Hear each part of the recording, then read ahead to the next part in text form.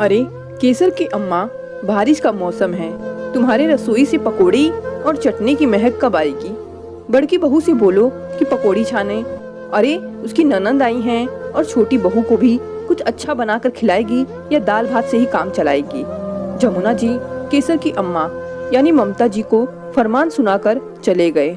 ममता जी बड़की बहू काजल को उसको कमरे से बुलाने चल दी। बहू, तुम्हारे पापा जी कह रहे थे कि। पता है मम्मी जी, मैंने सुन लिया, अभी थोड़ी देर में सब इंतजाम करती हूँ। ममता जी कमरे से चली गई और काजल धप से सिर पकड़कर बेड पर बैठ गई। ऐसा नहीं है कि काजल को पकोड़े बनाने नहीं आते। अरे उसके बनाए पकोड़े सब ऐसे चट कर जाते हैं कि उसके हिस्से एक भी टुकड़ा नहीं आता। फिर सब बड़ी ही मासूमियत से कहते हैं कि आपको अपने लिए अलग से निकाल लेना था। अभी 15 दिन पहले उसकी देवरानी आई है। स्कूल की छुट्टियां होने से दोनों नंदे अभी तक मायके में ही डटी थी और अपनी शादी की थकान उतार रही थी। यह अलग बात है कि बहू की थकान के बारे में कोई नहीं समझता। काजल की थकान इसलिए भी नहीं कम होती क्योंकि दुकान बाहर घर के बरामदे में ही है, इसलिए नाश्ता खाना के साथ हर घंटे में चाय की डिमांड होती रहती है।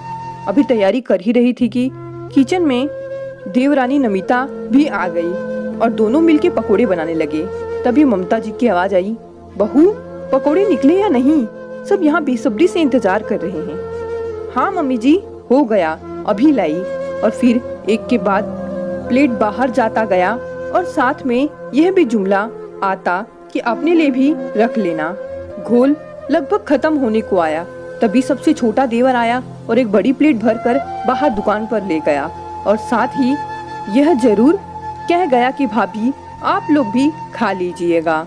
2 घंटे की मेहनत मशक्कत के बाद आवाज आई, बस भाभी पेट भर गया, आप लोग खा लीजिए। आप लोग खा लीजिए? लेकिन भाभी यहाँ तो पकोड़ों के नाम पर सिर्फ चूरा बचा है और चाय भी आधी आधी कप। नमिता ने खाली प्लेट और चाय की पतीली देखते हुए कहा। काजल बहू, एक प्लेट पकोड़े और हैं, दुकान पर पापा के मित्र आए हैं। ममता जी किचन में खाली प्लेट लिए खड़ी थी। लेकिन मम्मी जी पकोड़े खत्म हो गए और चाय भी। नमिता ने खाली प्लेट ममता जी को दिखाया। भाभी आप थक गई होंगी, आप बैठिए, मैं चाय बना लेती हूँ। कम से कम हम दोनों वही पीकर थकान उतार लेंगे। नमिता काजल को चेयर पर बिठा देती है। नमिता 2 कप चाय लेकर डाइनिंग टेबल पर बैठती है। तभी उसका मुंह आश्चर्य से खुल जाता है। भाभी पकोड़े तो खत्म हो चुके थे। फिर यह काजल ने कैसरोल से एक पकोड़ा निकाला और नमिता के खुले मुंह में डाल दिया। एक्सपीरियंस छोटी बहू, एक्सपीरियंस मत भूलो, मैं 5 साल सीनियर बहू हूँ, यहाँ सबकी आदतें जानती हूँ। सब बोलेंगे कि अपने लिए जरूर रख लेना, लेकिन यहाँ देखने पर भी कि प्लेट खाली हो रही है, सबका खाना नहीं रुकता। इसलिए आज मैंने पहले ही तुम्हारे और अपने लिए कैसरोल में पकोड़े रख लिए थे और साथ में चटनी भी अलग निकाल ली थी। इसलिए चाय के साथ पकोड़ों का आनंद लो, और वो भी तीखी हरी चटनी के साथ। वाह काजल बहू, अपनी देवरानी को चोरी करना सिखा रही। अभी मैंने पूछा तो तुमने कहा कि खत्म हो गया है और यहाँ पर कैसरोल भरकर पकोड़े रखे हैं और बाहर तुम्हारे पापा जी के दोस्त बिना खाए चले गए। शर्म आनी चाहिए बहू तुम्हें, घर से मेहमान बिना खाए चला गया। ममता जी खाली प्लेट रखने आई थी और उन्होंने काजल और नमिता को कैसरोल के साथ देख लिया। मम्मी जी शर्मसार करने की कोशिश मत करिए, मैंने वही किया जो आप लोग ने कहा। सब खाने के बाद अपने लिए रख लेना बोल रहे थे तो मैंने रख लिया। क्या पकोड़े बनाने वाली का इतना भी हक नहीं है कि वो अपने हिस्से के पकोड़े खा सके? सबको पेट भर खिलाने के बाद ही हम खा रहे हैं और मुझे नहीं लगता कि मैंने अपने और नमिता के लिए पकोड़े अलग से निकाल कर कोई गलती की। आप सभी एक साथ बैठकर खाते हैं, लेकिन बहू ने खाया या नहीं कोई नहीं देखता।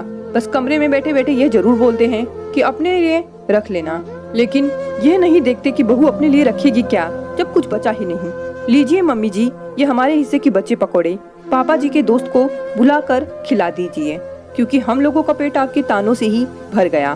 अब तक चुप रहने वाली काजल आज नमिता के सामने ममता जी का उसे यूं शर्मसार करना वो बर्दाश्त ना कर सकी और जवाब दे ही दिया।